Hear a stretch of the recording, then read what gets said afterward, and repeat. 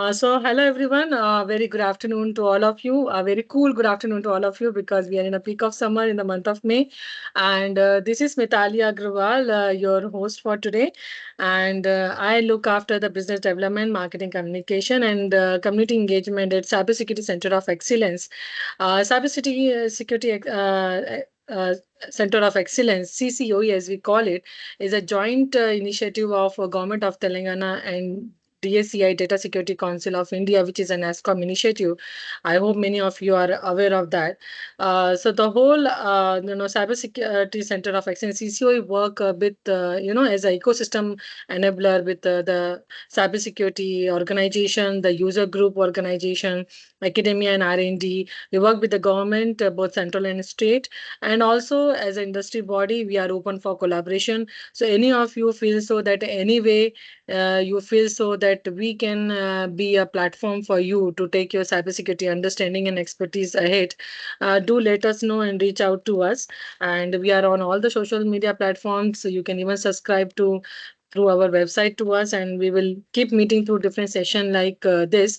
And just to brief you about what is this PrivSec Spotlight for which all of you are here. So PrivSec Spotlight is like privacy secure cyber security and spotlight where we aim to bring many experts like Mr. Abhishek Jha. It is our CISO DPO series because all of them are working in their particular area of interest, and the idea is to learn from them that how the cybersecurity and privacy portfolio is evolving in their organization, and learn those best practices so that we can best way encounter those problems which we being heavily into this digital era. And as many of the reports says that the quantum of cyber crime is actually more than the summation of third and fourth GDP in the world. So looking at those necessities, and with the Supreme Court also told that digital access is like a fundamental right for all of us. So when digital access is fundamental right, so it is a fundamental duty to secure digitally. So for that we are here. And before I leave the stage for Mr. Abhishek, I would briefly introduce, with your permission, to whom we are hearing today. So we are glad, Mr. Abhishek, to feature you in the May 25 edition of PrivSec Spotlight, which is, a flagship program, a monthly web series of Cybersecurity Center of Excellence. Mr. Jha is a seasoned cybersecurity leader with distinguished career spanning over 2 decades. As he already mentioned to some of you, he is currently the CISO at Tata Technologies, where he spearhead enterprise security strategies, risk management, regulatory compliance initiative. Before this, he served as CISO for City India, leading national level information security programs. A veteran of the Indian Air Force, Mr. Jha served for the force for almost 2 decades and held various critical roles. During his tenure, he developed expertise in cyber defense strategies, information security governance, GRC solutions, vulnerability assessment, incident response, and digital forensic. His leadership has constantly driven improvement in data privacy, business continuity, and third-party risk management across large-scale operations. Mr. Jha holds a GDPR DPO certification from the University of Derby and the postgraduate diploma in cyber law and cyber forensic from National Law School of India University. Mr. Jha is a seasoned certified professional holding a series of certification like CISSP, CIRSC, CISM, CISA, CD, PSE, CAEH, and CNSS credential, reflecting his deep commitment to cybersecurity excellence. Sorry if I missed it, is like a tongue twisting, Mr. Abhishek, but I can understand that how much effort you would have put in to get all those to your profile. And it is also a motivation for all those who are a young professional to take it forward. As a speaker, mentor, and thought leader, Mr. Jha is known for his ability to translate complex security challenges into actionable strategies. At PrivSec Spotlight May 2025, he will share with us insight on emerging threat governance framework and how organizations can embed cybersecurity into their digital DNA. So thanks for joining us for this amazing platform today, Mr. Jha, and over to you. No, really, the platform is amazing, and thanks for those beautiful introductory words. Uh, I mean, I have never thought of about myself on those lines, but yes, you missed out some of my certifications uh, because someone said to me a day that certifications are the benchmarks in the industry. So I said, if certifications are the benchmark, maybe I would love to break the benchmark. So Maybe make a I'm trying to world do. record one day. Yeah, so I am trying to do it. All the certification, whatever you name it, should be under my belt. That is my effort, and obviously this inspires my team members as well to continue with their focus and excellence towards cybersecurity, and then we get great skills into this field. But thanks for giving me the opportunity to be present here. DSCI Our pleasure, and sir. yeah, DSCI and Cybersecurity Center of Excellence are great platforms, really well known in India at least. And I must appreciate the people behind the curtain who are actually working to make this platform visible on all the domains, I would say. And you guys have reached to a level where you are now visible. By just name, you are heard anywhere, and you have a reach in maybe all domains of cybersecurity. I must appreciate. Yeah. Pleasure. So you can share your present and stop sharing your profile here. Sure, sure. I'll take it from here. Maybe I'll stop my video, and so that the focus is on presentation rather than me.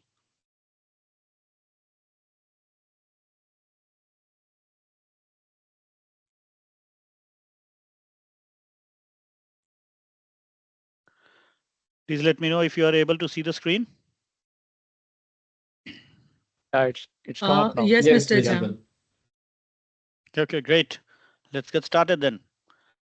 So maybe in next 90 minutes, we are going to embark on this journey wherein I delve you through the complex and rapidly evolving landscape of cybersecurity regulations.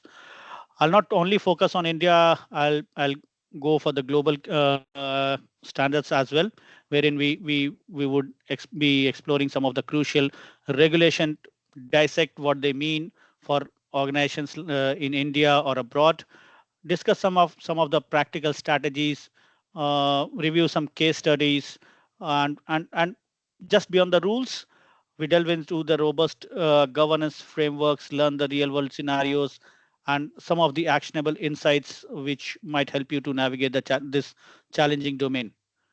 My whole and soul aim in this session would be to equip you with the knowledge, not to just meet the requirements, but truly try for a resilient cybersecurity posture.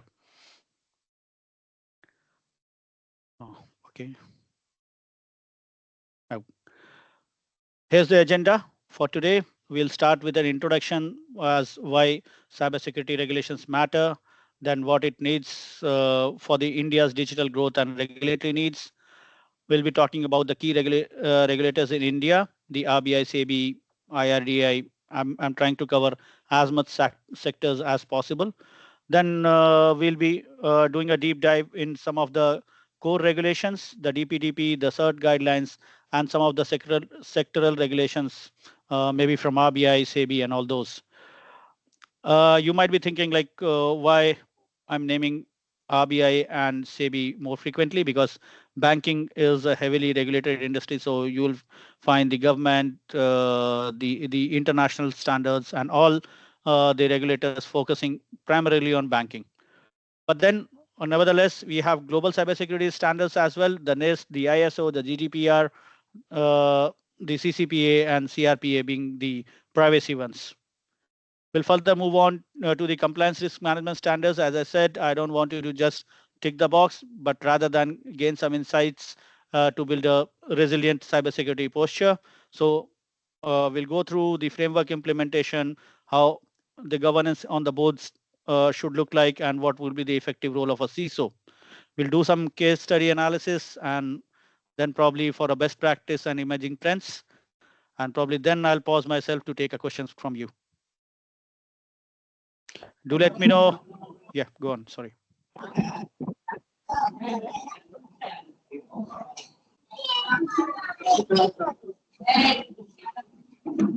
May I request you to be on mute?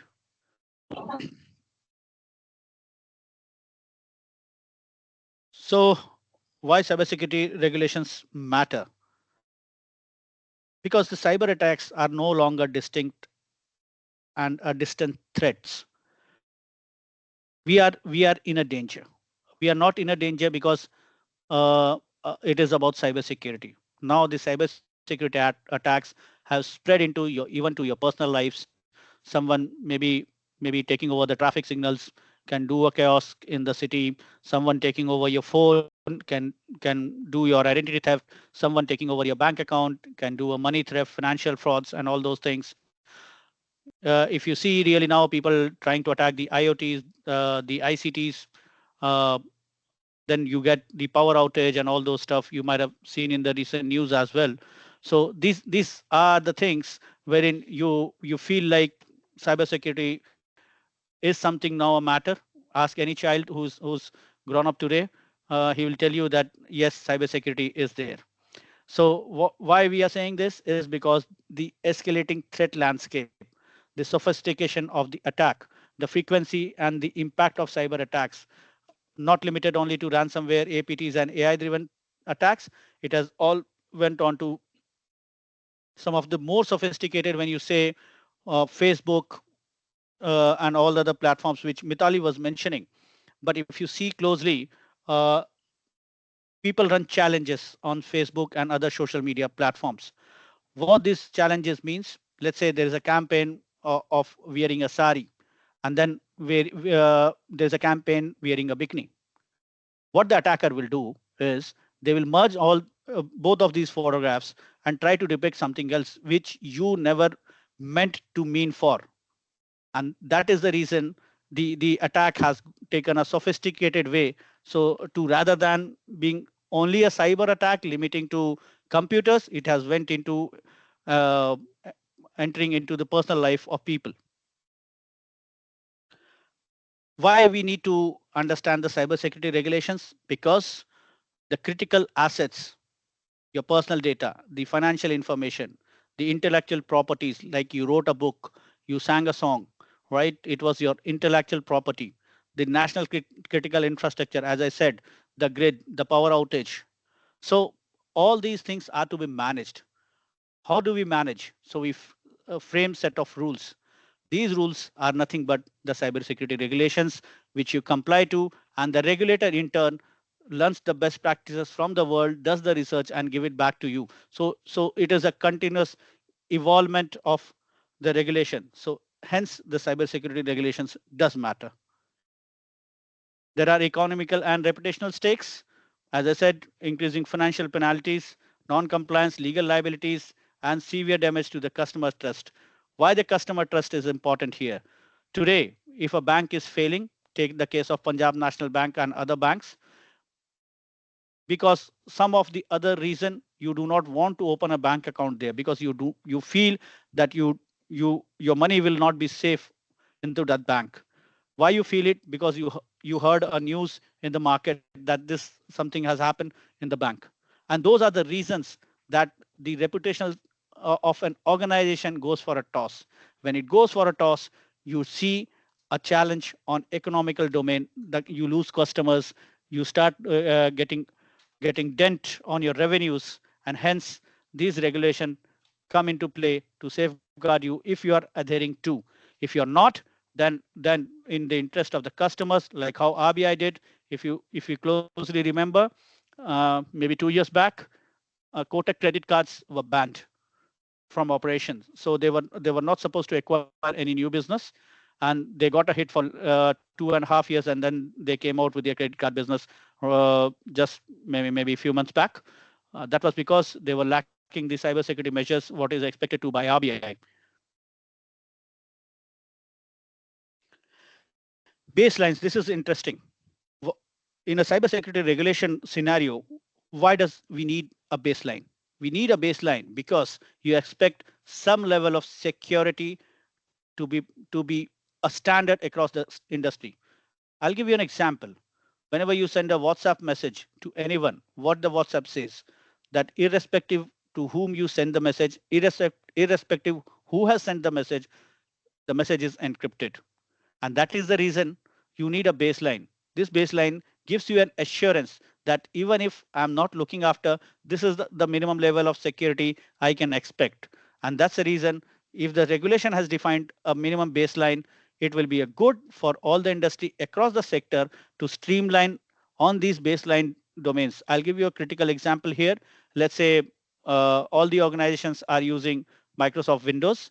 If you have a minimum baseline version of Microsoft Windows, at least a level of security you can expect, and then the basis the business needs, you can increase the security, but you cannot decrease from the baseline. This surely the cyber security regulations builds a digital trust amongst the industry and the customers, and tries to develop and demonstrate a secure and trustworthy ecosystem. This ecosystem is critical for the growth and the overall citizen development.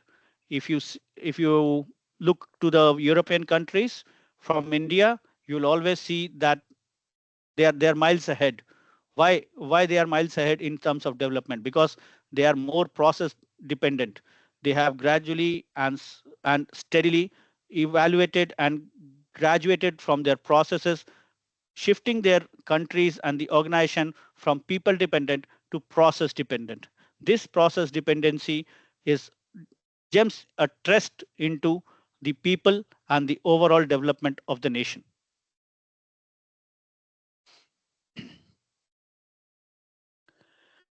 India's digital initiatives are, are truly massive, I would say, because India's digital transformation is nothing short of a phenomenal. Initiatives like, sorry, initiatives like the Digital India have catalyzed unprecedented growth. Take the world of Aadhaar. Why I'm naming Aadhaar? We are now the biggest population on earth. Uh, Counting everyone, naming everyone is a next level task. Even some of the biggest countries are facing challenge doing that. But India has successfully did it. But having done that, what we achieve, we invested, we exaggerated, we did everything to get Aadhaar on board. You might have seen the legal battles people fought in court to get Aadhaar and get Aadhaar mandatory. In fact, what we got the ONDC. Oh, sorry, we got the sorry, sorry. So what we got from Aadhaar, we got the UPI. What did the UPI do? From the credit cards, we went on to do a single click transaction. From paying cash, we are able to do a digital money transactions. We can now trace all the transactions happening across India. Why it is happening? Because Aadhaar was the backbone structure of this kind of arrangement. If you see, we are the first in the entire world to enable this kind of architecture. None of the European or American countries are up to this. The single click payment infrastructure, which is entirely built on Aadhaar. So identity, as we say, identification, authentication, authorization, and auditing. All four letters must work together. Why do they need to work together? So that when you do a transaction in this scenario, Aadhaar proves your identity. Authentication is done by bank. Authorization is done by the payment maker who presses in the pin for UPI. And the last is auditing. There's a checks and balance. So this gives you a clear demonstration of a digital ecosystem, how it works. Some of the more examples are the Open Network for Digital Commerce, which is trying to democratize the e-commerce. While it is not very popular as of now, but yes, if you go to the major cities, maybe you can find some rebates rather than ordering on Swiggy, Zomato, or Amazon. We have a vast base on internet. We are 850 million plus and growing. Every second person, if you see, they have the reach to internet. So all these things happening, there's a clear case that India's digital ecosystem is expanding, and it is expanding like anything. We have seen the rapid adoption of cloud, IoTs, AI, MLs, and everything. What is the final consequence of it? It's the larger digital footprint what we have in India. Let me tell you, we are the cheapest in terms of telecom rates, and we are the highest in terms of internet usage. Having said that, what is the challenge? The challenge is the expanded attack surface. Anyone on the internet can become a target, and we are the most who are on internet. So the attack surface, the threat landscape is huge in terms of India. Compare it for a minute with the literacy rate in India.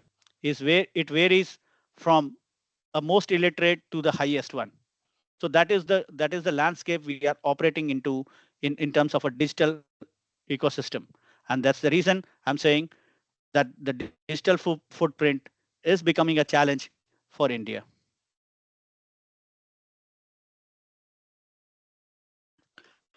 I'll now go on to, as I said in the agenda as well, that we'll look at some of the key cyber regulators in India. To start with, is the big boss in the domain, which is Reserve Bank of India, which regulates the banking, the non-banking, and the payment system operators. If you name any fintech, if you have clicked on a gateway, you see your credit card processing, everything comes into the RBI's purview.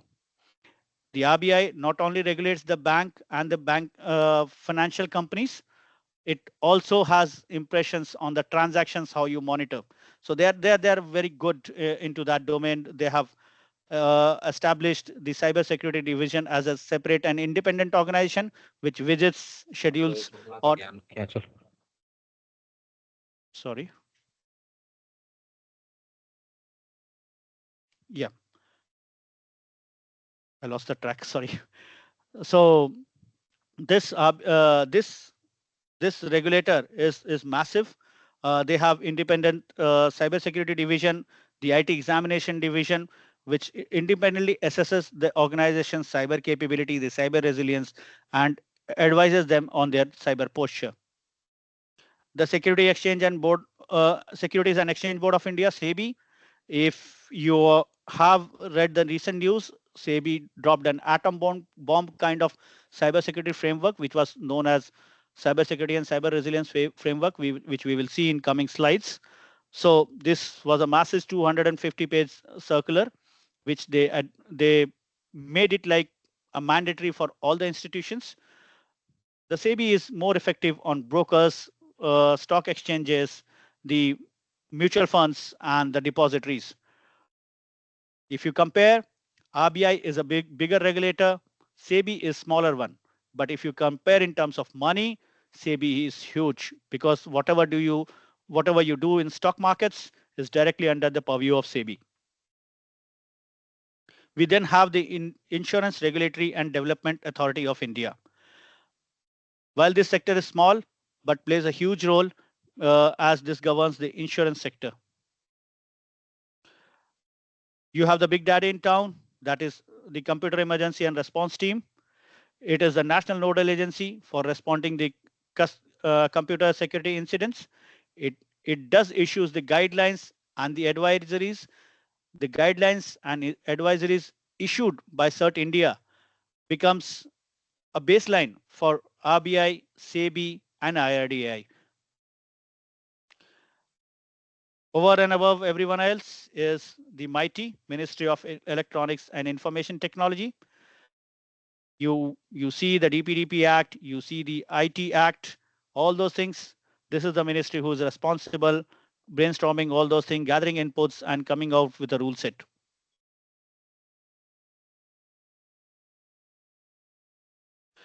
We also have the Department of Telecommunication. So maybe once you're dialing phone and you want to know that how I am secure of, maybe you need to visit the Department of Telecommunications. They regulate the network security, all the internet channels you are observing, you are consuming data, you are transferring bits and bytes, whatever, it is under the purview of DOT. Finally, then the newest baby in the town is the Data Protection Board of India. It was just established in 2023, and while the DPDP Act is still under the implementation phase, but the non-compliance and the enforcement will be the responsibility of DPBI in future. Let's now shift our gears. I'll take a minute of pause if anyone has question before I move on to the next.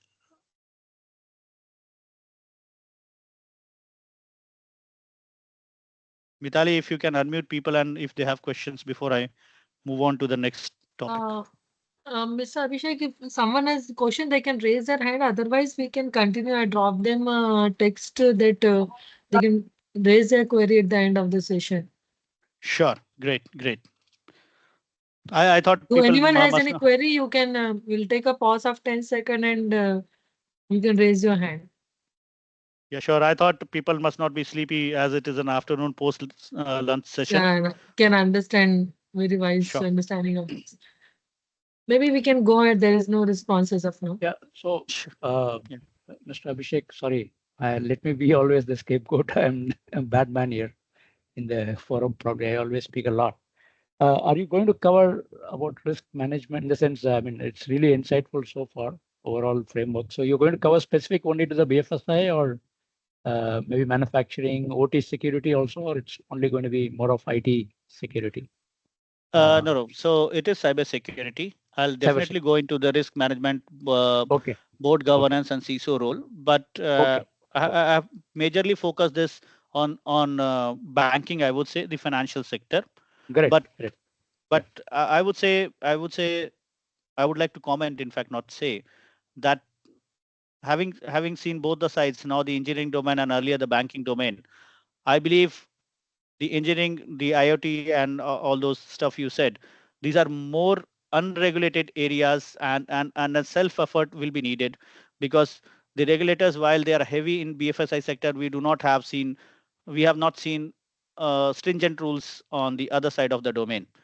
So maybe from this session, if you can take those takeaways and implement on your side, should be great. Should be wonderful to see that. Sure. Thank you. Yeah, go ahead. Yeah. So let's shift our focus on Reserve Bank of India, their cyber security framework, and master directions on IT governance.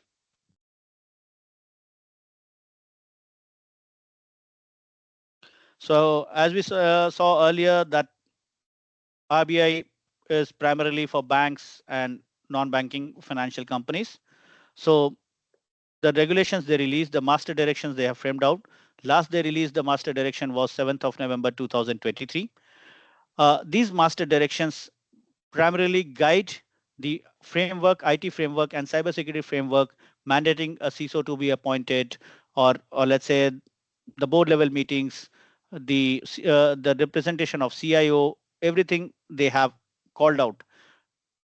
It is a dedicated effort from them. We must appreciate that how they ensure that banking baselines work in a synchronous way so that all banks ensure that a minimum safeguard level is ensured for the customers. The key pillars of the master direction, what they released, is about the IT governance and board accountability, which includes a cyber crisis management plan, the information and cyber security, appointment of CISO, and that should be a minimum of AGM assistant general manager grade, what they have called out. The vulnerability assessment and penetration testing, they called out for a yearly once VAPT, mandating security operation centers for all the bank. They do run the KRIs and KPIs for the bank, wherein they check whether bank is adhering to do it or not, whatever they have mentioned in the framework. And at the end of the year, they do come and visit bank personally, sit there for 6.5 days, and run through all the exercises that what bank is doing, and then give an assessment score to the bank. The next, the master directions from RBI focuses on the IT operations and service management, which emphasizes on the BCP and DIA, the business continuity planning and disaster recovery, structured incident management,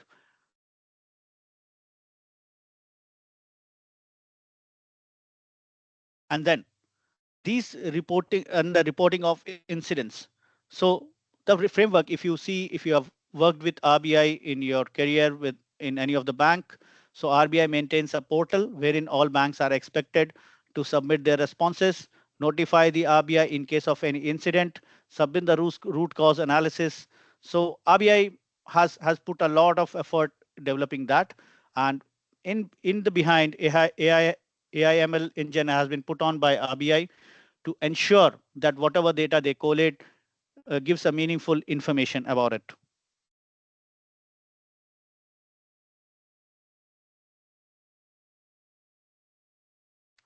The focus of RBI, recognizing the dynamic threat landscape, the RBI periodically updates its guideline.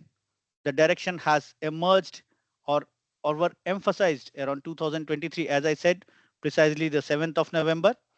It was particularly for banks and some of the urban cooperative banks, sharpening the focus on proactive defense. The key focus of this regulation was the enhanced detection and response, or the EDR, bolstering the Security Operations Center with actual threat hunting capabilities and not just passive monitoring, mandating the participation in threat intelligence sharing platform like the IBFC. And if you see categorically, even CERT India, the Computer Emergency Response Team, also gives you the highlights on the threat intelligence. If you subscribe to their platform, they will give you a news and views about the vulnerabilities, the happenings on the world, and even they assist you when you are in an incident and need a support from an external agency on a root cause analysis. The additional areas governed is like the patch management, then the remote access technologies, and the ever-growing mobile banking channel. This shows RBI's commitment to ensure the financial sector stayed ahead of threat and adversaries. Next, we move on to the SEBI. SEBI on 20th of August 2024, which is the most recent one, released their cybersecurity and cyber resilience framework. Sorry, Vinay, you wanted to ask something?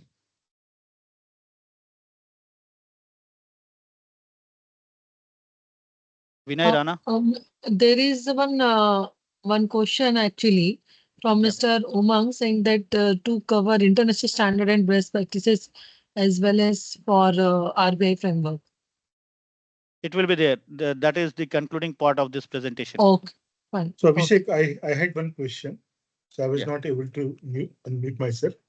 So I just wanted to understand, is there any penalty imposed by RBI for banks and NBFCs? Because I did not find any mention of that in the circular. Yeah, so they do not mention in their circular like DPDP or GDPR that you'll be fined with 250 million or 300 million. They just slap you with the fine, and then the slap can go on to seizing your license. As I started this presentation, giving an example of Kotak Bank, that Yes, I heard that. Yeah. yeah. So RBI found some mishaps in their IT governance, and they straightforward seized the license of of uh, of your credit card business. Compare it with GDPR. Can GDPR or DPDP seize your license of doing that business? The answer is no, because your license is governed by the sectoral regulator. They can only put you a fine for leaking the privacy, breaching the privacy. But here, the regulator himself can take off your license. So, not a question of fine. You will be thrown out of the business in that sense. Yeah. Thanks for the clarification. But categorically, to answer your question, it is not mentioned in the regulations. Yeah, that's why I just wanted to check. Yeah, Thank you. but they do that. I mean, they are at their liberty. I mean, they can ask you for a lakh rupee fine or a crore rupee fine. It is not mentioned. While if you compare with GDPR or DPDP, there's a maximum limit mentioned. Yeah. Thank you. Great. Let's continue to SEBI Cybersecurity and Cyber Resilience Framework. So this was released. Okay, did move the slide. Okay, so this is applicable to the depository participants, stockbrokers, asset management companies, mutual funds, and KYC registration agencies, which means the entire stock market domain is covered by SEBI. And this CSCRF had a huge impact and much of the noise when it was released. The core requirements, if we try to list down, there are 5 key functions on which this CSCRF is made to is identify, protect, detect, respond, recover. So this is basically aligned to the NIST standard, NIST cybersecurity framework. It mandates for a CISO's appointment.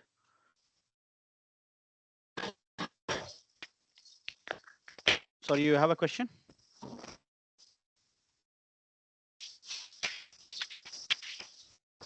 Drafting a detailed and a cybersecurity policy and conducting an annual VAPT. SEBI also emphasizes on preparedness through quarterly cyber resilience drills. A very critical aspect of this SEBI CSCRF is the incident reporting. You have to be reporting any cyber security incident happening at your organization to SEBI within 6 hours. If you remember, I said during the agenda, when I was displaying the agenda of this session, that all of the regulators take a minimum guidance from CERT India, the Computer Emergency Response Team. So Computer Emergency Response Team came out with a baseline that all organizations should report cyber incident, even if they are not in banking, not in other sense, or not listed to stock markets. They may be operating in any kind of industry, but they have to report their cyber attack within 6 hours to CERT India. This was made as a baseline. So if you move to RBI also mandates for incident reporting within 6 hours, and SEBI has now made it mandatory for all the participants of the stock market. The third party vendor risk assessment, if you read the SEBI CSCRF, they go into software bill of material, cryptographic bill of material, the nth party assessment, and everywhere. So as I started, it was dropped like an atom bomb to all the agencies in the stock market, and there was much of the news in the market. But if you read it through, it is an ideal regulation to have, which gives you a confidence and a boost to implement robust cybersecurity measures into your own organization.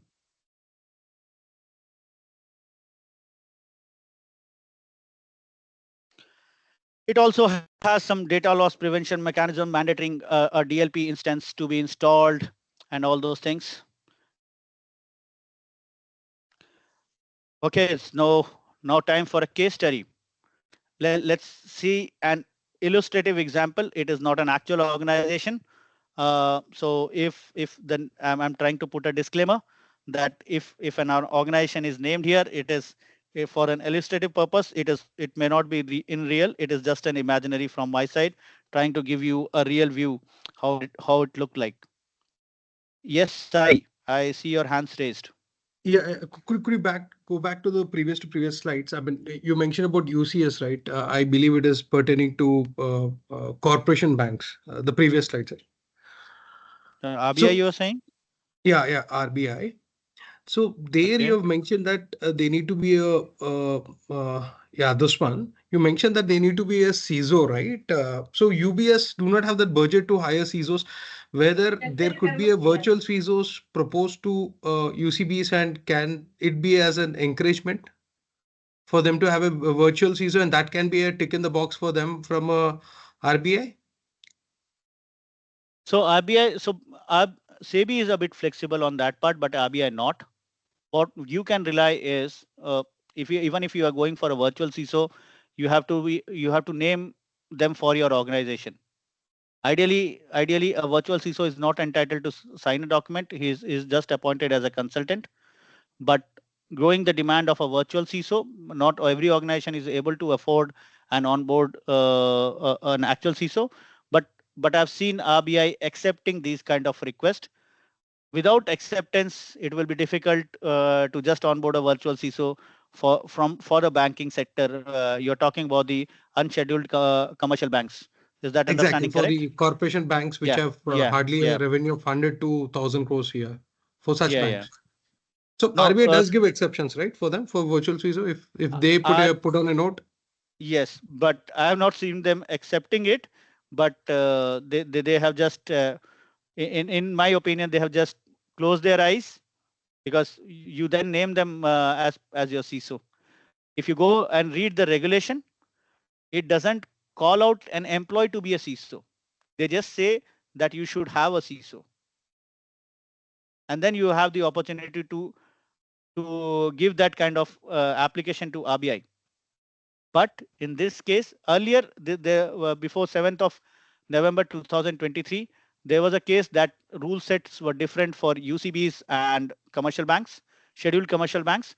But now all the rule sets are made same. So you are expected to have a CISO.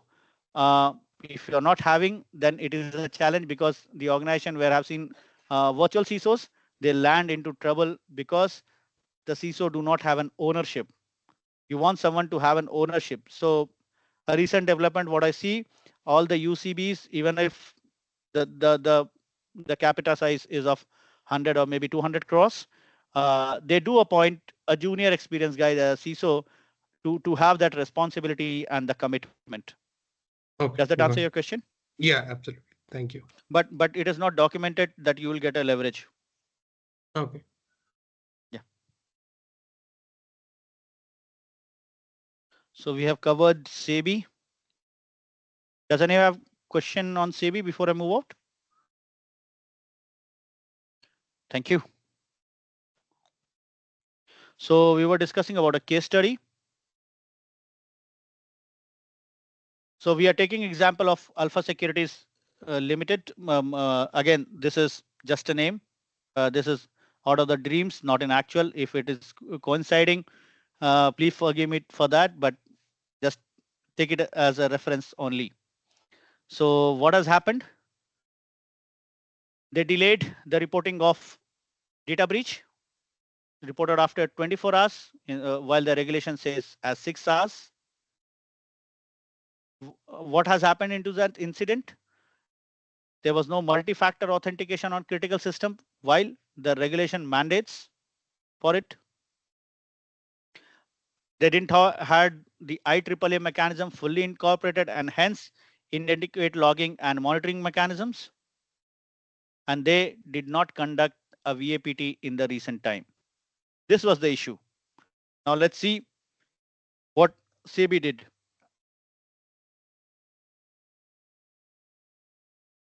So firstly, they put a monetary penalty on that organization, then directed to conduct a thorough and independent forensic audit, mandate them with specific remedial measures, and within a strict time frame to implement MFA, enhanced login, and all other controls. Ask them to put a public disclosure of the enforcement actions so that they gain the stakeholders' trust.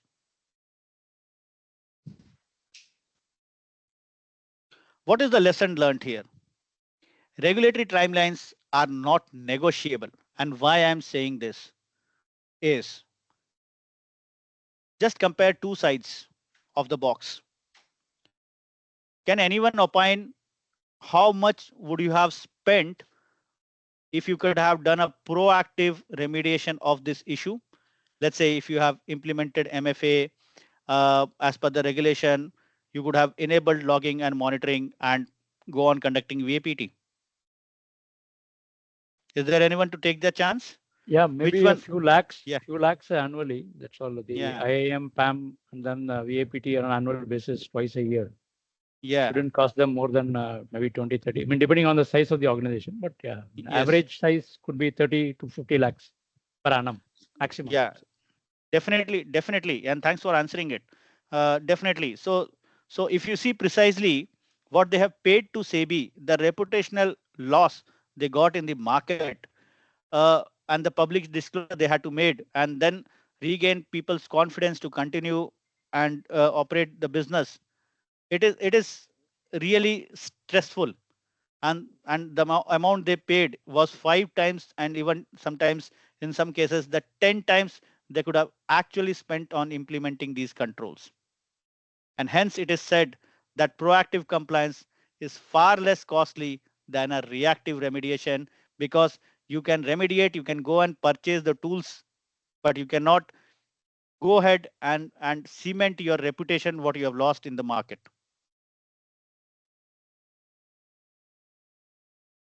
I'll again take a pause if anyone has anything. So what if the organization was unable to track the data breach that has occurred? Unable to track the data breach. Yes, whatever has occurred, if the kind of a technology that is available with the organization, if they were not able to trace the data breach, then what would be the action by the SEBI? So you are trying to say that me being an organization, I was not knowing that that data breach happened, and SEBI Yes. told me that a data breach has happened. Is it? Yes, maybe due to some kind of a misfunctionality that a user has experienced, and SEBI has reported to the organization that, hey, there is something wrong with your organization's things. So my dear friend, there are two things in this case. If you have heard of the word due care and due diligence, have you heard of? Sorry, sir, nope. Okay, no worries. So these are the two peculiar terms you search on Google or you do any cybersecurity certifications. These words will be your ever great friend till the time your career is there in cybersecurity, which is due care and due diligence. What is due care? Due care is when I exercise caution in implementing, in getting the things right and doing it operationally correct. What is due diligence? Due diligence is an ongoing effort. Let's say today I installed antivirus, right? I'll continue putting patches, making it right, and continue to be in the compliance levels.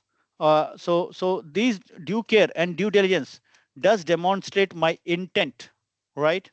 Uh, this is not the case what you said, like if a data breach has happened. Data breach will happen. If it has not done today, it will be surely tomorrow. There are only two organizations in the world, I would say. One is never breached. Sorry, one is already breached, and the second, which is breach but not aware of the breach. There are only two organizations.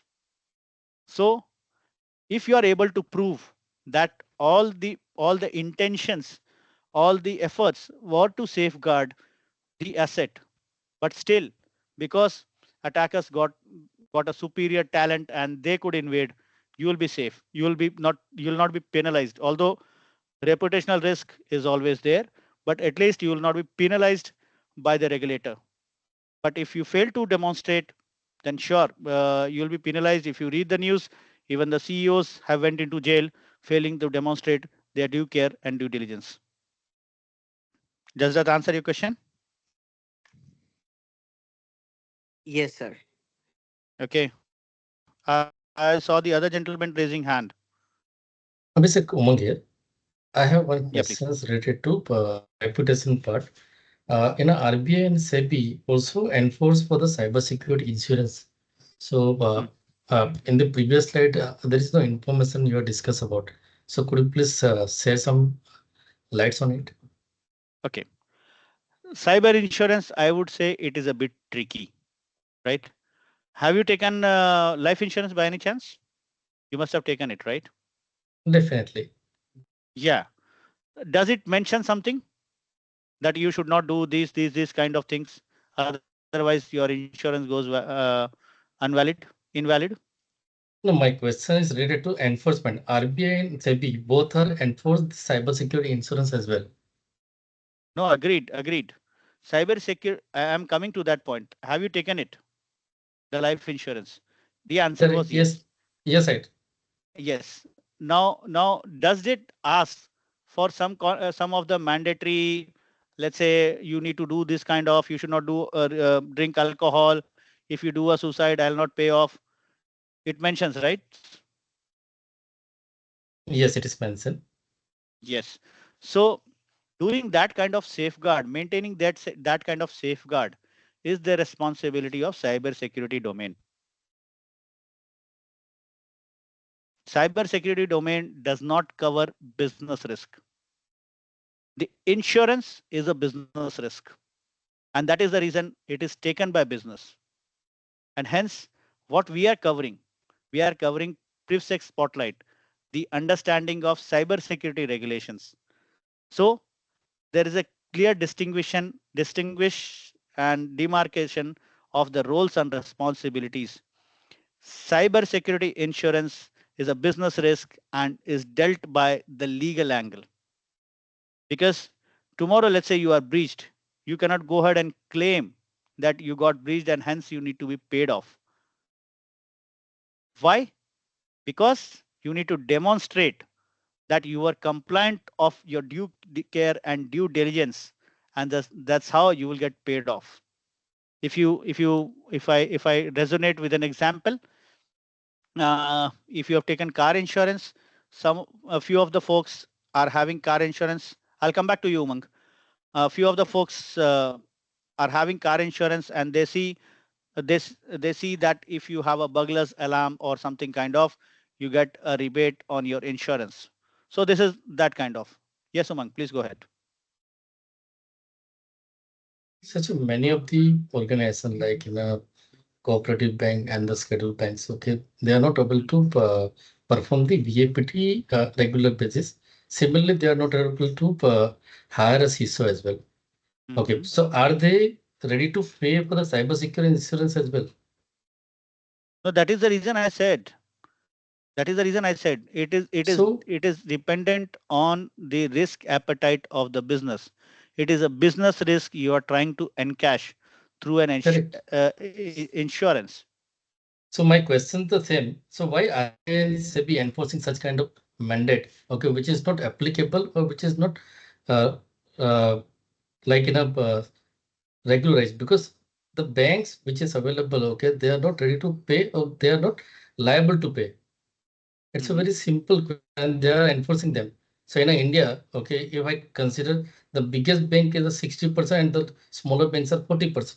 So considering the 40%, okay, so RBI and SEBI, they just look after such kind of concern as well.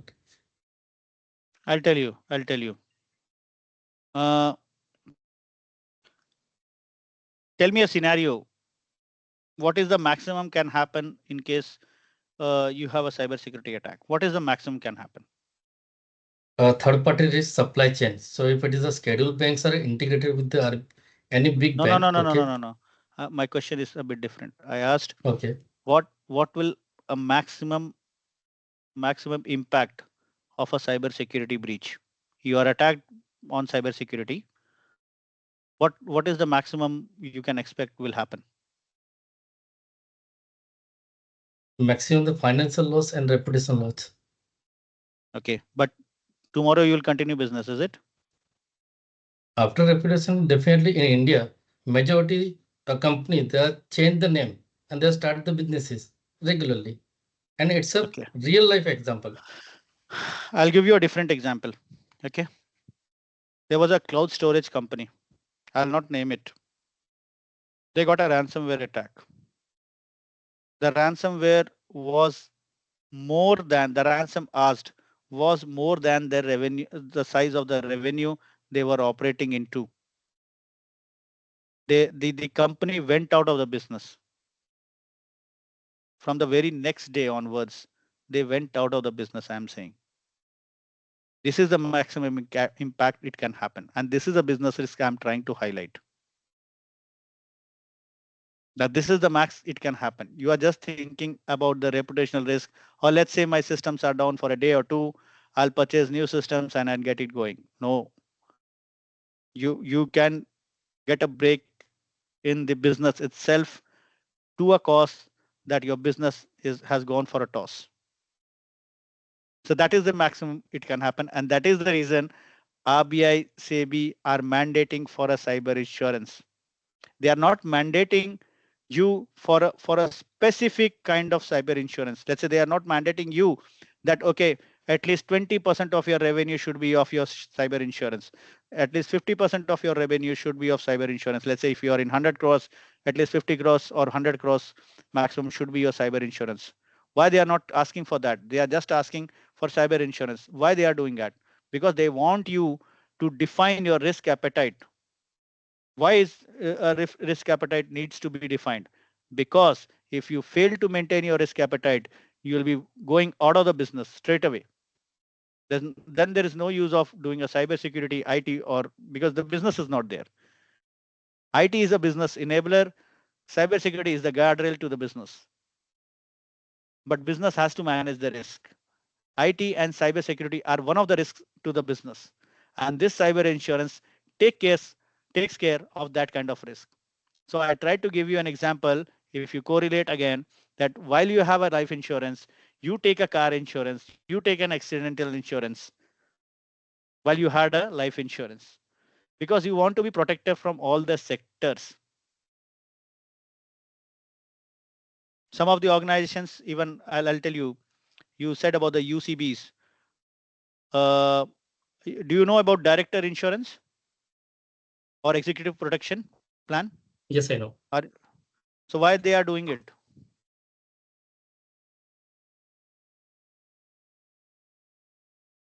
Actually, the concern which I've raised recently in the India, one of the largest bank ransomware attack happened in 2 years before. They have just benefited with the help of the cybersecurity insurance. They have just changed the name. Similarly, UCB and the other scheduled banks, okay, why they are not taking the cybersecurity insurance? So this is the actual, and on top of that, RBI and SEBI already enforce it. The only thing which will help you to revive, let's say you fall down, attacks that can happen. As I said, there are only two organizations. One where the attack has not happened. Oh, sorry, attack has happened, but they are not aware. A second, they are aware the attack has happened. There are only two organizations. What I'm trying to say here is, to restart, to re-energize, you need money. You lost money, you need money. How do you bring it? You spoke about the biggest bank, right? The biggest bank has the money and the capacity to regain, even if they are not paid with the insurance. But how would you? Because you are operating in a very little margin, maybe 20, 30 crore, 100 crore. How would you regain? Forget about the customer space, forget about the market reputation. But the effort and the money spent on rebuilding the infrastructure, how do you get that? And that is the precise reason that they have started mandating for an insurance. But yes, this is an ongoing debate that the bars should not be same for the biggest bank and the lowest bank in India.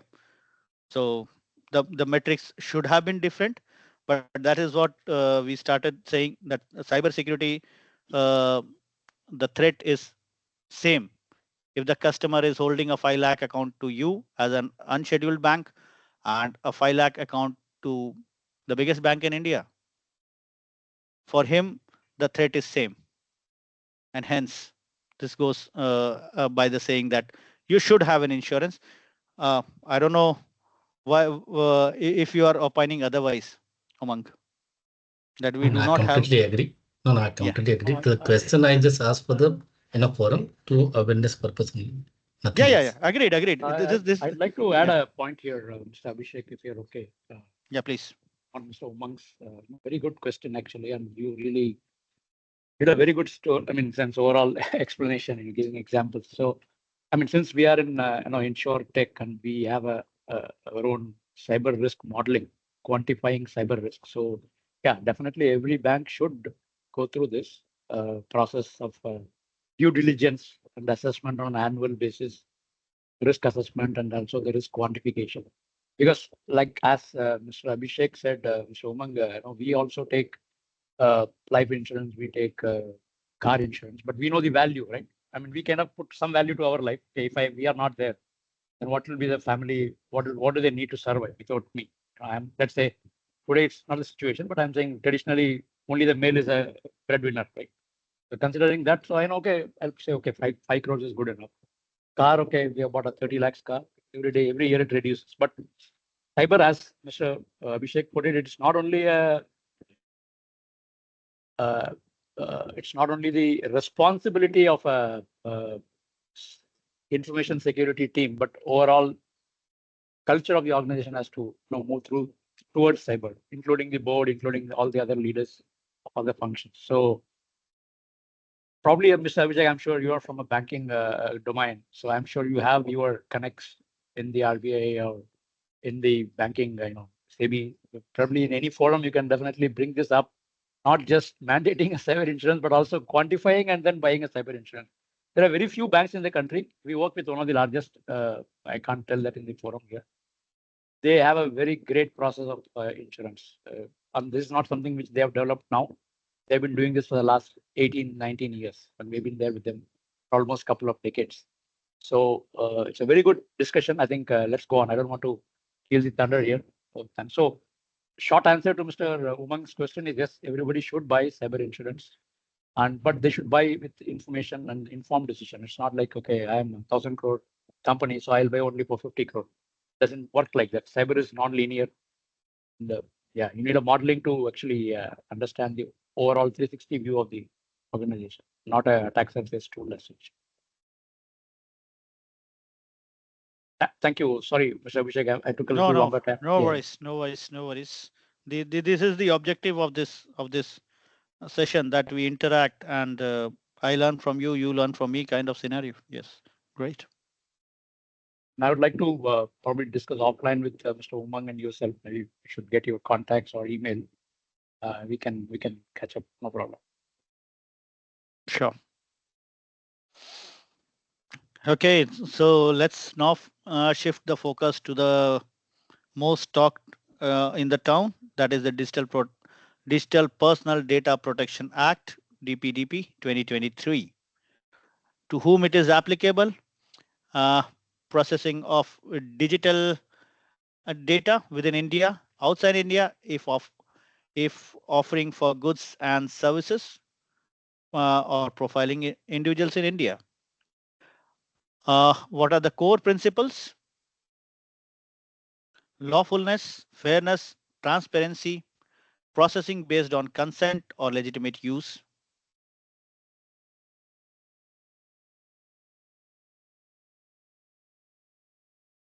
It does mention about the purpose limitation, the data collected for specified purposes and should not be used beyond them.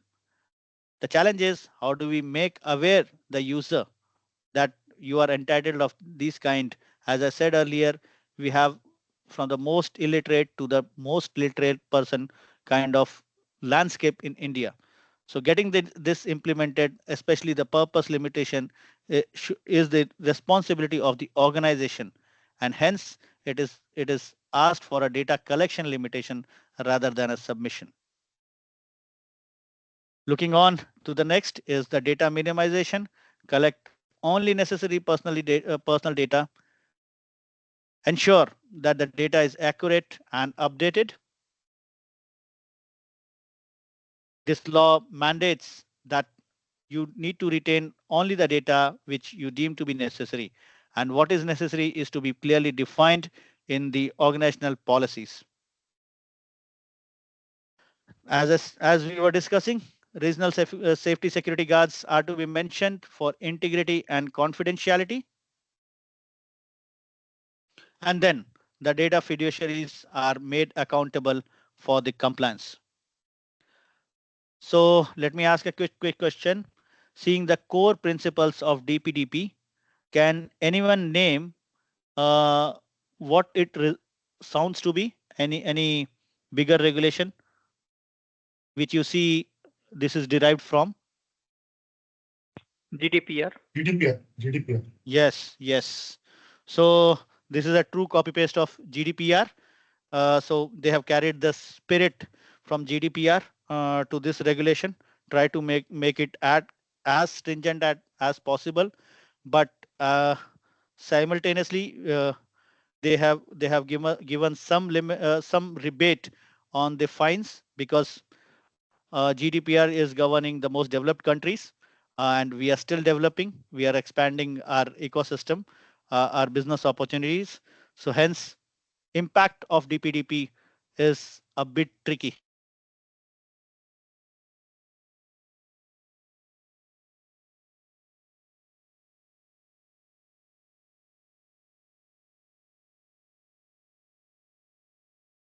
So what are the rules? Am I audible, guys? Yeah. Yes, yes, We can yes. hear you. Yes, clear. Okay, sorry. Yes, Mitali. I just wanted to say it is audible. Oh, great. Thank you. No, I accidentally pressed the mute button. I thought whether it got unmute or not.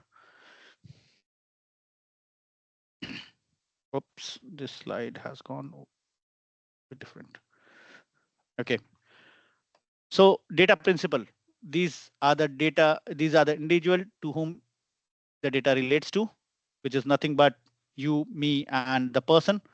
Uh, Fiduciaries, the entity determining the purpose, as I said in my previous slide, the organizational policy, the one who is writing the policy, the purpose for collecting the data, how it will be processed to, and all those things.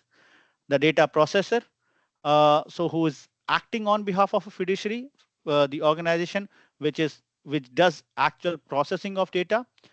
Uh, if you guys are getting confused between data fiduciary and the processor, so firstly, both can be same.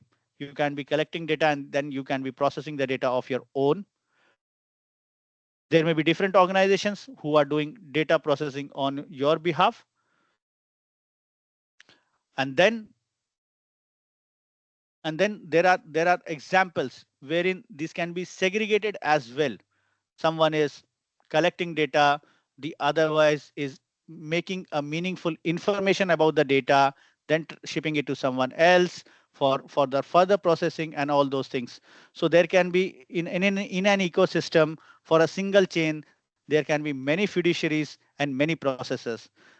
To highlight the difference, and if you want to name them or identify them, just understand who holds the organizational policy. If someone is having pen in his hand, treat him as data fiduciary.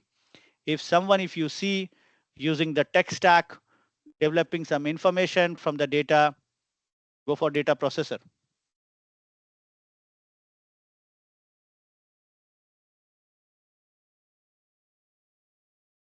Next, what are the rights of data? Oh, sorry, I missed it. What is significant data fiduciary? So significant data fiduciary are generally who are dealing with sensitive data, and that too in a high volume of data. So to give an example, if you refer back to the discussions what me and Umang were having, irrespective of the biggest bank or the lowest bank, uh, they they will fall into the category of significant data fiduciary because they capture all the sensitive information about you, let it be from the financial side till the other side of the table, your name, family, and everything. And maybe if you have been into the bank for generations, they even have the count of your generations. And that is the reasons they have to meet the additional obligations like to appoint a DPO or a DPIA. What are the rights of data principal? They can access, correct, ask for erasure, and grievances redressal. What does that mean? Let's say you submitted some data to the bank or to any organization, you can ask for a copy of that data. Then if you see that your data is inaccurate, you can ask for a correction. If you do not want to go ahead with that organization, you can ask for an erasure of that data. And then if there is a grievance, you can ask for a redressal of the of your grievance. So this, as you guys have rightly said, this aligns to GDPR. This carries a spirit from the GDPR. There is a clause for consent managers as well, which is new. So they are supposed to manage the consent. So what they essentially do is look for the form wherein the data principals submit the data and check whether the consent has been obtained or not for collating or collecting the data. And to monitor all these, we have the DPBI, which is the Data Protection Board of India. So this board will have the powers for enforcement Meaning, as I said earlier, the CEO can go to jail. Yes, the DPBI can mandate it. 200 crores, 300 crores penalties. Yes, the DPBI can mandate it. So let's see some of the key differences of GDPR and DPDP. So GDPR is primarily on the European Union, except United Kingdom, which is now moved out of EU. So the GDPR is not applicable at UK, and UK has derived their own privacy law, which is nothing but again a copy paste of GDPR. So scope primarily is the difference. Scope is the primarily the digital personal data in India, while the GDPR scope expands really well to personal data, which includes maybe paper-based, non-paper-based, and all kinds of data concerning an individual. The DPDP mandates DPO in data fiduciary where there is an involvement of significant data, which we saw a definition that the organization is in the process of collating, collecting, processing volumes of data or collecting sensitive data. However, the GDPR mandates the public authority and other private organizations as well, based on their scale and type, but it is not categorically mentioned. It is just defined about the kind of size they are looking into.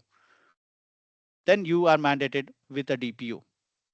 The breach notification, the DPDP calls out as reasonable and practical, while the GDPR mandates it within 72 hours. The cross-border transfer in DPDP takes a negative list approach. Uh, and since you guys are from cybersecurity, you know that we have let go this blacklist approach. So, but the DPDP still works on a negative list approach. Other than the domains in the negative, the countries in the negative, you are free to do a data agreement or cross-border data transfer with those countries. However, in GDPR, it requires a decision from the standard contractual clauses and the corporate rules or derogations. Grounds for processing, the consent is primary. It should be legitimate in case of DPDP. However, in GDPR, it should be multiple meaningful law basis. The consent, contractual obligation, the legal obligation, vital interest, public task, and legitimate interest. The children data in DPDP is under 18 and has process limitations, while the GDPR consent is usually managed for under 16. Fines and penalties, obviously DPDP is 250 crores, maybe approx to 30 million, while the GDPR is close to 20 million euros or 4% of their annual turnover, whichever high is high. And here is the catch, guys. India is a developing country. We want to boom the economy while we preserve our privacy. And that's the reason you see a huge difference on the fine and penalties aspect. The data principle. The data principle can nominate but do not exercise an explicit right, maybe on portability, but the GDPR has the right to for data principle to exercise the right of portability. I'll take a pause at this slide so that if you guys want to take a screenshot or whatever for this comparison, or if you have any questions. Mr. Abhishek, it is just to check, will it be possible for you to share the copy of this slide? I can, nothing is secret in this. Okay, there was one question, so maybe you can take a screenshot or we can just save little data by not creating lot of screenshot. We'll give you a PDF of this slide deck with the permission, as we are talking about consent here. We'll send to the all the registered candidate the copy of this slide with your permission. No, sure. I mean, this entire data is an information available on open internet.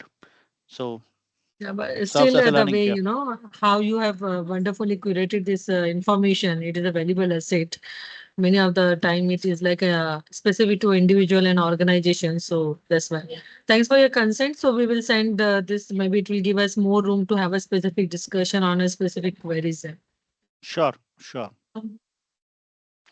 And there's one query on recording to just quickly answer it. So I to just come on again. We will be putting the recording of this session as our PrivSec session are a public session. So they will be soon posted on our YouTube. All right, guys, since we are running tight on clock, maybe I'll move forward. The big daddy in the town, Computer Emergency and Response Team, India. So this is a replica of the organization which you might be aware, the US CERT, United States Computer Emergency Response Team. On the similar lines, India also established their Computer Emergency Response Team. They are the best guys, I would say, when it comes to cybersecurity. They monitor the critical infrastructure of India. They monitor the entire threats coming on the internet traffic to India. These guys are great. Their eyes and ears are everywhere. I was fortunately part of them for some time, but yes, they are some of the great guys to be working with. They have issued some key mandates known as Certain Directions 2022. If you look at here, it is applicable on all service provider, intermediaries, data center, body corporates, and government organizations.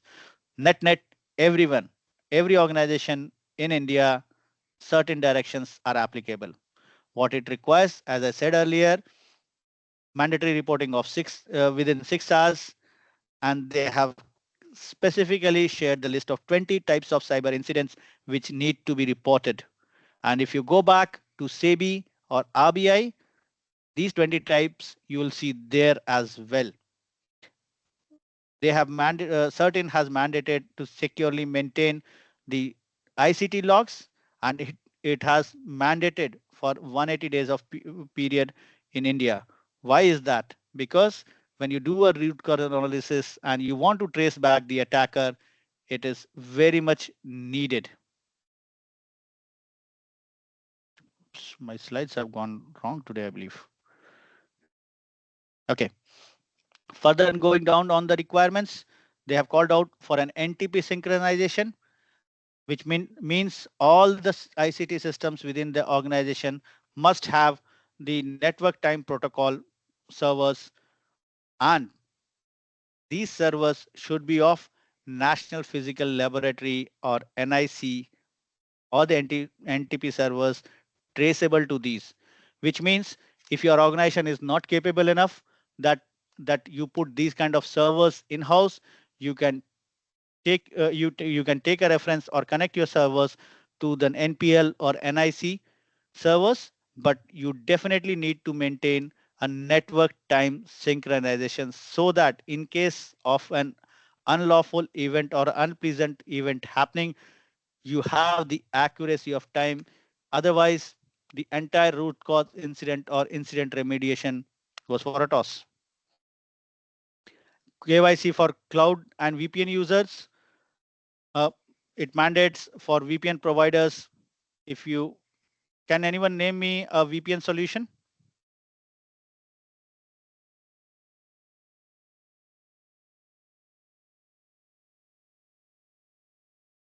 Okay. So there are quick few of the VPN solutions, and why VPN solution is being called out here is because it helps you to hide your identity. So what it essentially is saying that if you are trying to be incognito on internet, you have to the VPN user or and the provider even have to be registered. And if they are registered, even if you are going incognito, in case of an incident, you can be traced back. And that information has to be logged in for 5 years. The point of contact information, the organization has to maintain a point of contact information.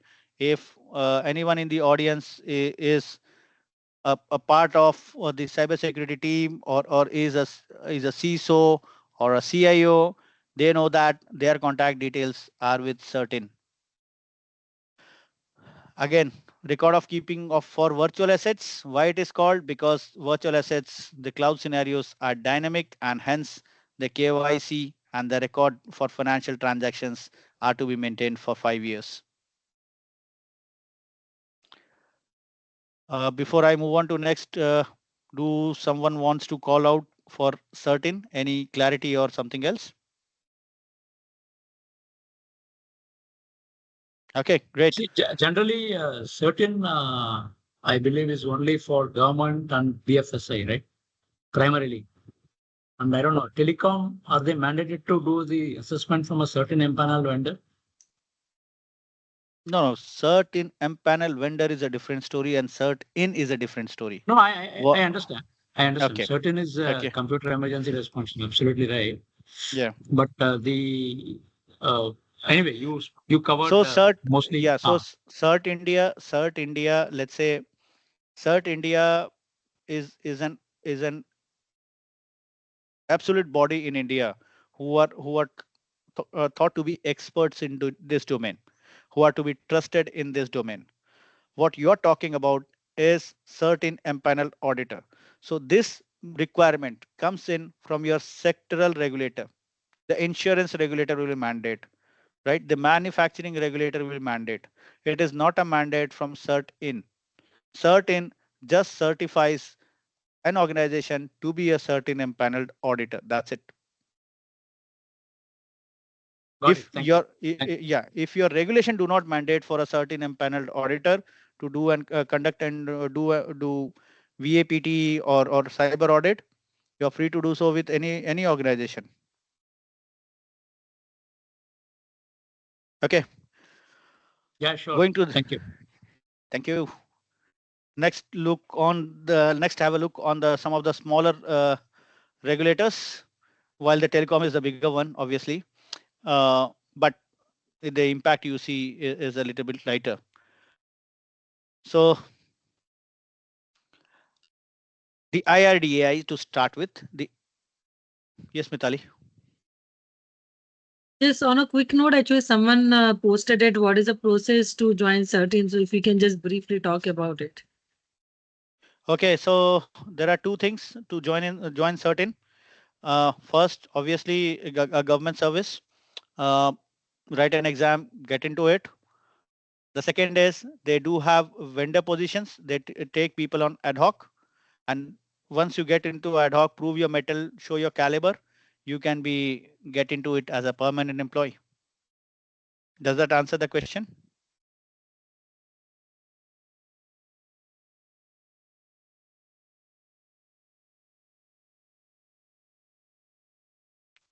Great. I'll move on.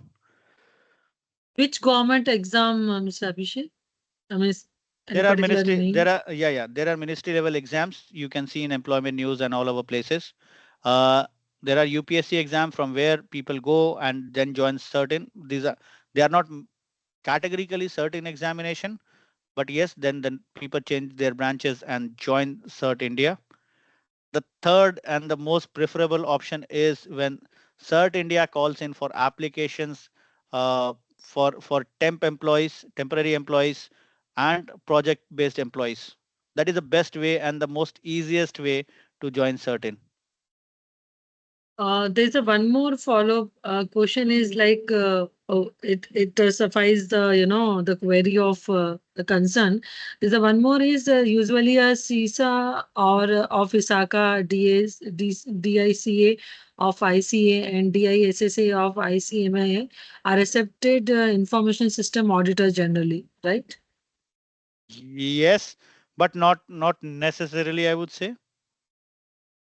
It Okay. surely depends on talents.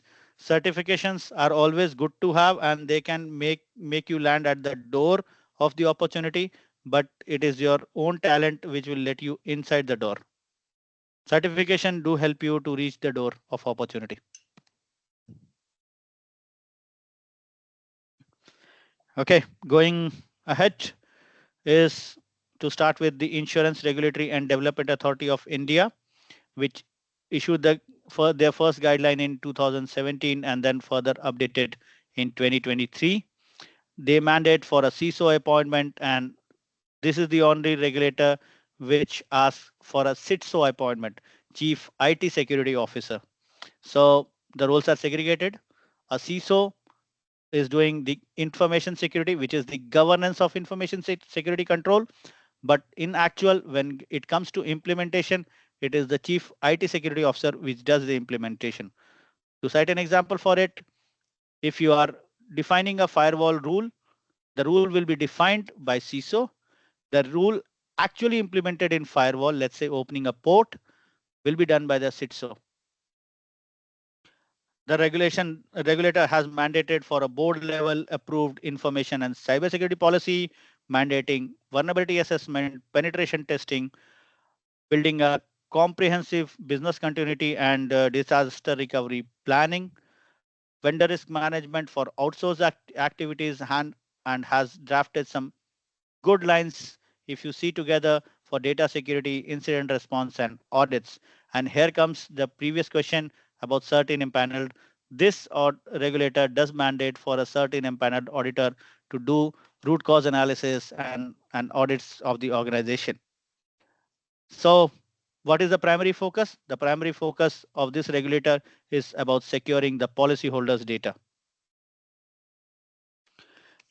Department of Telecommunications, although much not talked about, but they are the backbones.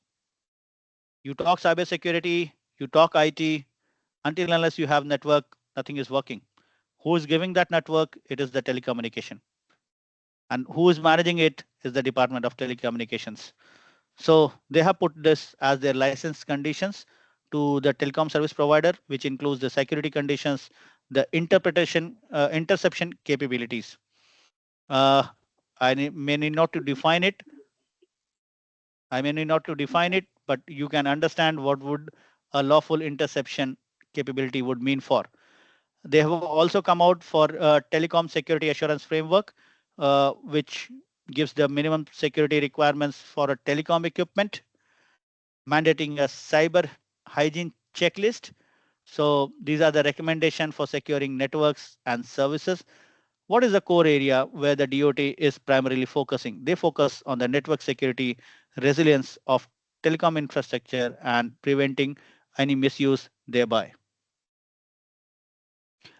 So this promote so the Department of Telecommunications primarily is a primarily a key stakeholder in terms of cybersecurity when we talk about a national level.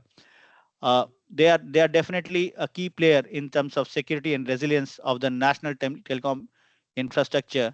And if they are not there, and if the network is not safe, don't ever imagine that you'll be able to even walk on street, because everything is now interconnected, and the base is the Department of Telecommunications. Okay, how it all started. It started with the IT Act 2000. Uh, Let me take a pause and ask people how many how many of you have seen or read the IT Act 2000?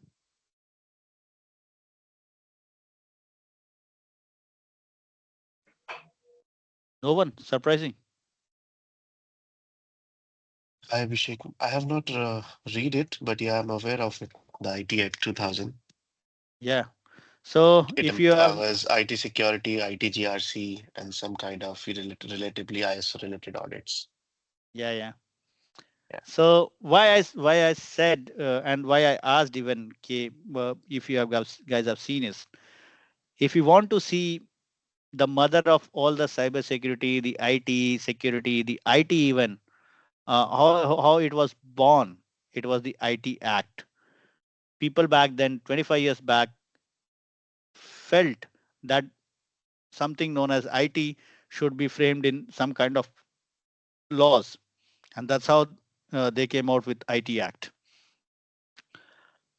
So it is always important to remember that beyond specific sectoral regulations, foundational laws also impose cybersecurity obligations, and that's the reason we are seeing something from IT Act.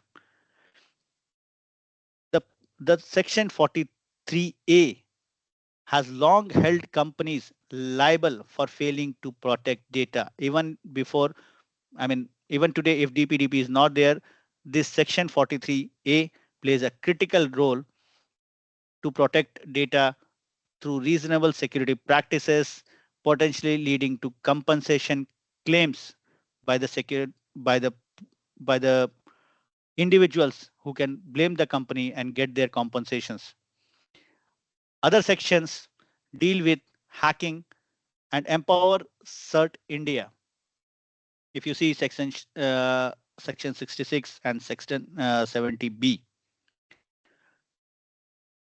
72A is about the punishment for disclosure of information in breach of lawful contract. Penalties of this act is covered under 70B. Next we go for Companies Act 2013. It increasingly brings cyber risk into the boardroom. Section 134 mandates that directors report includes the detail on company's risk management policy, and cyber risk is undeniably a major threat to any company's existence today. Independent directors too have a duty to ensure the risk management systems, including those of cyber threats, are robust. This clearly signals that cybersecurity is a core governance item. As we talked about, I believe, on the second or the third slide about cyber insurance, and I called out that it's a business risk, and that's the reason even the Companies Act clearly signals that cybersecurity is a governance concern.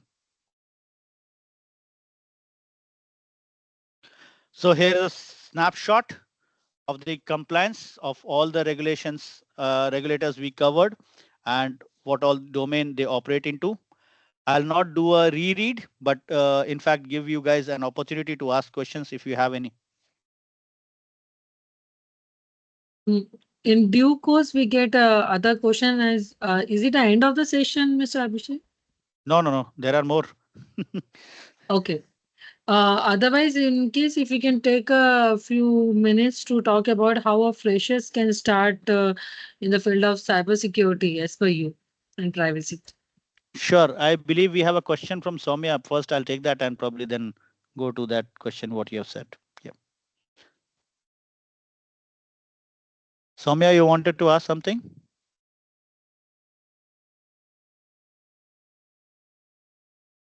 Okay, great. No, sir. Sorry. You have a question, Soumya? No, it was accidental, I guess. Okay, no worries. I saw the hand raised. Okay, great. So great question, Mitali. How a fresher can start in cybersecurity? Let me first break a myth of being fresher. You might have heard that, okay, IT need engineers. Yes, the qualification is correct. But do cybersecurity needs engineers? The answer is no. And the bar is lowered for even IT now. You might be of any domain. You might have done your Bachelor of Arts, if not engineering, Bachelor of Commerce, if not engineering, BSc, BCA. Welcome to the domain of IT and InfoSec. As a fresher, how do you start? If you say, I want to start a career in IT, yes, you can definitely start because it is tool and technology based. If you say, I have to start in cybersecurity, the information security, my take would be that you need a mindset. You first need a mindset. You need a mindset of security. You need to develop that mindset. Once you are there to develop that mindset, you are ready to step in, take the basic course in cybersecurity to understand if this domain belongs to you, or else you will be able to develop an understanding or the mindset I was talking about in this domain. To start with, I will never advise people to go for heavy courses. As Mitali has rightly said, these are public forums. These sessions are available on the website. Make use of it. Then do the networking. Networking is net worth. Go ahead. You can get the career started as free as possible in cybersecurity. Coming to the second point, what are the skills needed? If you are a fresher, you have a fresh mind. Your brain is not in a frame that ways. Do something technical. Do do get your hands dirty. Make virtual machines on your laptop.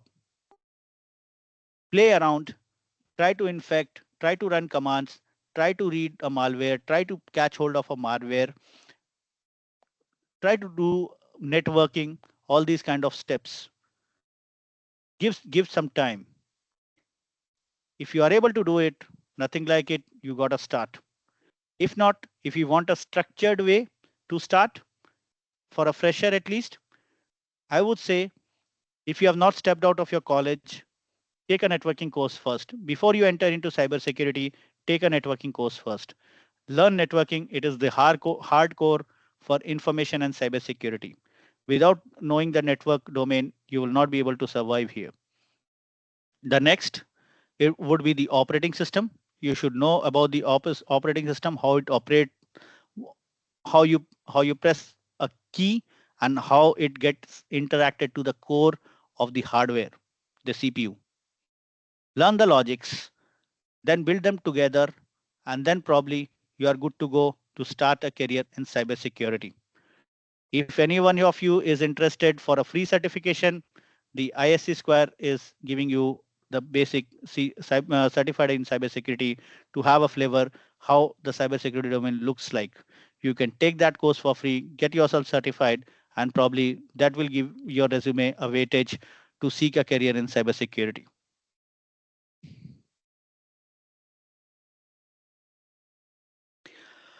Now let's go on to move on to the global cybersecurity frameworks and look at some of the data protection regulations as well.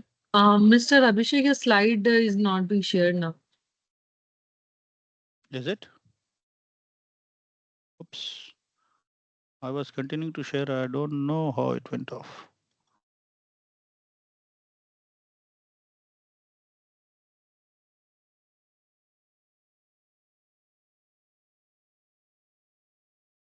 In a due course, as I've shared already that we at CCOE do this kind of a session every month, and there are many other session we keep doing. So do follow us on our social media handles. I'm sure through some of these you have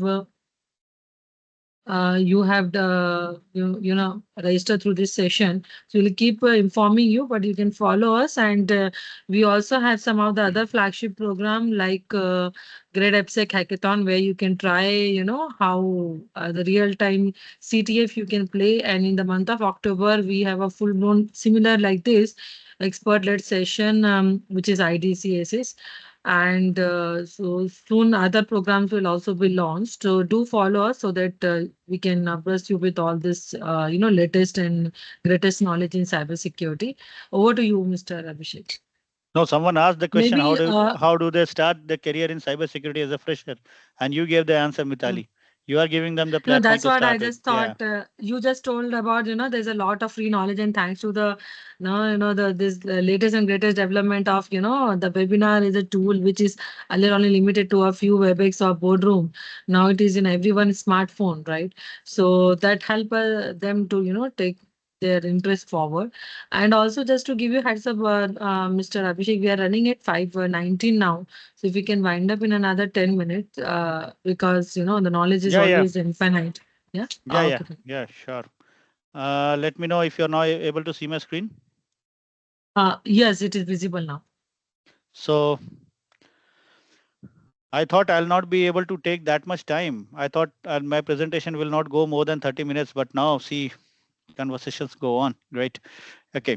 So that So is talks about it interesting and interactive then. yeah. Okay. So I'll not stretch a bit, but just to highlight, we have the NIST cybersecurity framework, which calls out the identify, detect, protect, respond, recover. Then we have the ISO 27001 information security management system, basically known for auditing. provides a systematic approach to managing sensitive information inside the company. We have the EU NIS2, the Network and Information Systems Directive. It is European Union-wide legislation on cybersecurity. If you guys have not heard it, this is an interesting piece to read on. Then uh, the China cybersecurity law and supporting regulation, the DSCL. Here's a comparison again, how it looks like for Canada, Singapore, UAE, USA, Brazil, and the EU.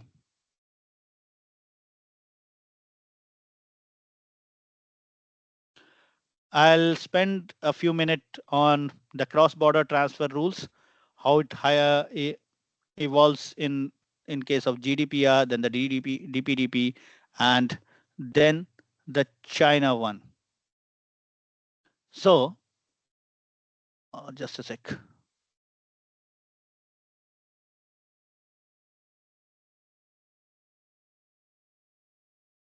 So, yeah, transferring the personal data across border is one of the most complex area of any data protection law. Under the GDPR, you can see data can flow to adequate countries, and if not, through the safeguards like standard contractual clauses or binding corporate rules, often requiring additional assessments. While the India DPDP Act takes a different negative list approach where the transfers are generally allowed unless the destination is specifically restricted by the government. Obviously, we will await for further rules specifically in this sense. China, on the other hand, has very stringent requirement, often mandating the government security assessments or data localization. You might have heard that China doesn't have Google, it has Baidu. That is a clear example how they operate in. And regardless of the specific law, common tools include the SECs, the BCRs, and the principle like encryption and data minimization, which are vital in this sense. This is an area where the expert legal advice is almost always necessary to ensure compliance. And here is the catch. I would say a CISO should never be made a DPO, or a DPO should never be given an additional responsibility of a CISO. The reason, as I said, privacy is a legal construct. It is having an impact on a person directly rather than limiting it to a system. So there are nitty-gritties and integrities to read about, and hence a legal expert is required. So generally, if you see the DPOs in the market, unless it is a smaller organization where the CISO is a DPO or someone in the IT is made as a DPO, in a structured organization, the legal folks are made as DPOs. The common mechanism, as I was saying, standard contractual clauses, which are pre-approved contract terms, binding corporate rules, the consent taken, and then the encryption in transit at rest.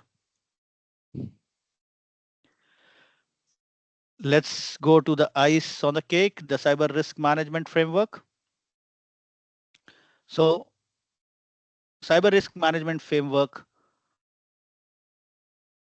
is a security, I would say, to start with, is not effective and is not about just buying tools. It is, in fact, about systematically managing risk. A robust cybersecurity management framework typically follows life cycle. First, risk identifications, where you need to know what are your crown jewels, your critical assets, data, and system. What are the threats targeting them, and then what vulnerabilities exist. Second, risk assessment. How likely a threat to exploit a vulnerability, or what would be the business impact if it did. This helps to prioritize the third risk treatment, the third, which is the risk treatment. Once you understand your risk, you decide how to handle, then might avoid the risk by stopping doing that activity or transfer it through insurance to a third party and then mitigate it with security controls. Or if you cannot do anything and you still need to do the business, then you have left with no choice to formally accept it. But mind it, acceptance is generally done if risk is very minimal and is seen as in a minor sense. Finally, the risk monitoring and review. This is not a one-time task. You must continuously monitor your controls, the evolving threat landscape, and regularly review your risk assessments. Strong governance with clear accountability from the CISO and the oversight and support from the board unpins this entire process.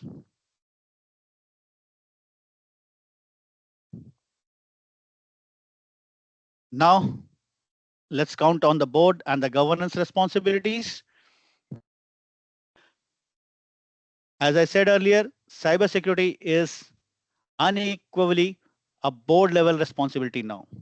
Regulators globally, including India, are increasingly holding boards accountable. This means board members need to be cyber literate. They must grasp the threats and their potential business impact. The board's role includes establishing a clear governance structure, defining the organization's appetite for risk, and ensuring that cybersecurity strategy is adequately funded and resourced. They should expect and scrutinize regular reports from CISO on companies' cyber risk posture and compliance status. To that, I would say CISOs should release an information security management report, if not monthly, then at least quarterly, to make the management aware in a most concise and management understandable language, so that the organization or the management is able to appreciate about the risk in cyber risk categorically in their organization. Appointing qualified individuals like the CISO and where applicable even a data protection officer is critical. Further, the board must oversee the organization's incident response capabilities. And that brings to a point that we should have table, sorry, tabletop exercises to be conducted at least once in 6 months, so that people know in case of a cyber crisis what someone should do. And all board level deliberations and decisions on cyber risk must be documented. So I've covered all these. Is someone interested to know about the role of a CISO, or just seeing the screen will do?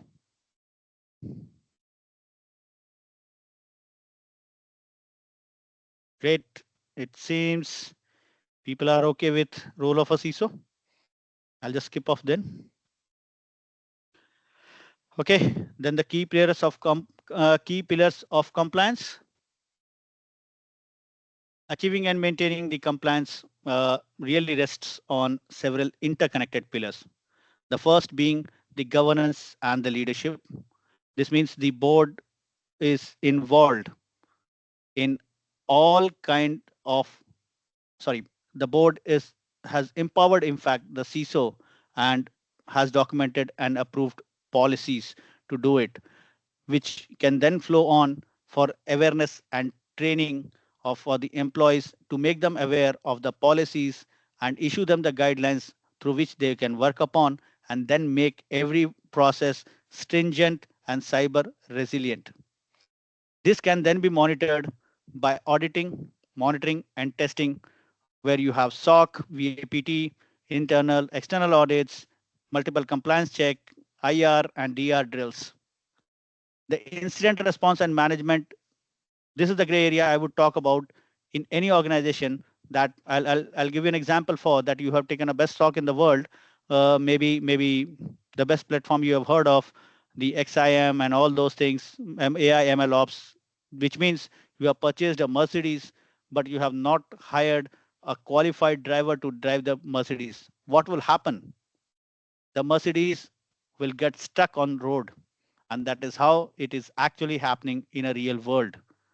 People invest in tools and technologies but do not have people to back them up.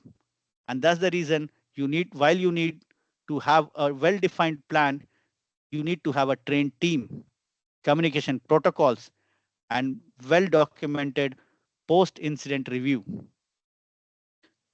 Nonetheless, the vendor and the risk management plays a critical part. Whatever you build, however you build, if you are not done your vendor due diligence, everything can fall apart.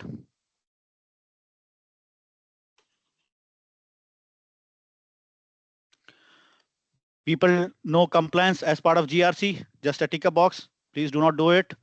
The actual implementation varies, and you will be tested for actual implementation in case of an attack. So better be doing it. Compliance is an always on kind of activity. Do not do it as one-time project. As I was saying earlier, the due diligence and oversight has to be maintained.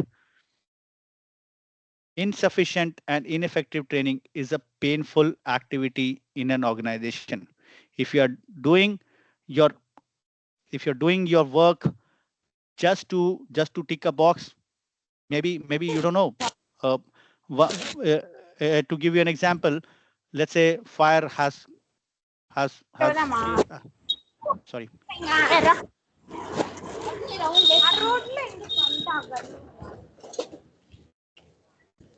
Sorry. So if your building is on fire, you have fire extinguishers, but your employee do not know how to operate it. Gone.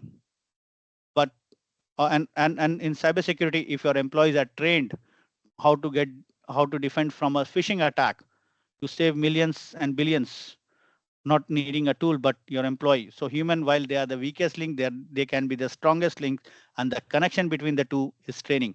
How you undertake a training, it will make your employees the weakest link or the strongest link within the organization. Then obviously BCPDR testings should be there in a realistic conditions, not doing your testing only on Saturdays and Sundays and week off when no one is working. Mitali, if we are running short of time, maybe I'll skip the case study. People can. Yes, we actually overshot. I extended it up to 6, though still we have an audience.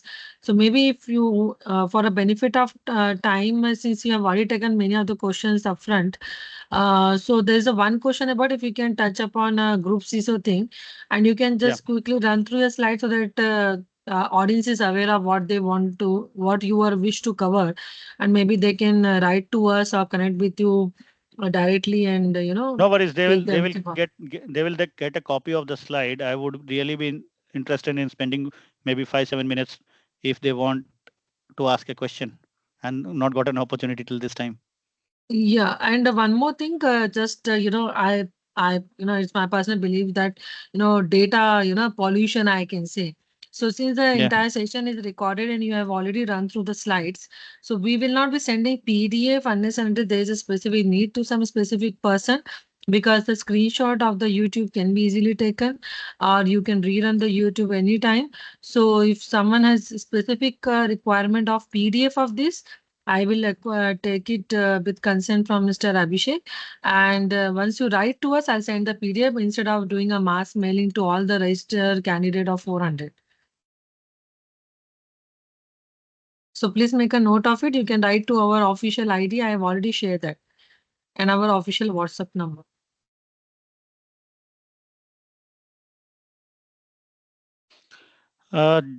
If people have questions, I'm here to answer. Um, So all of you being the great audience, if you have any specific question you would want to be answered at this moment, we'll take another 5 to 10 minutes to do that before closing the session today. Abhishek, this is Sai. Yes, Mr. Sai. When it comes to DOT regulations, there are two aspects of it. One is the securing the infrastructure, the applications of the telecom itself. That's one thing. Other thing I wanted to know, are there any regulations which talk about, your internet traffic is, internet pipe of all the, organizations or be it individual home traffic, which is flowing to end of the day the network, right? Be it the lease line or MPLS. Is there any security controls or a firewalls, which recommend to monitor the overall the larger traffic? You're talking about the layer 7 traffic, right? Yeah.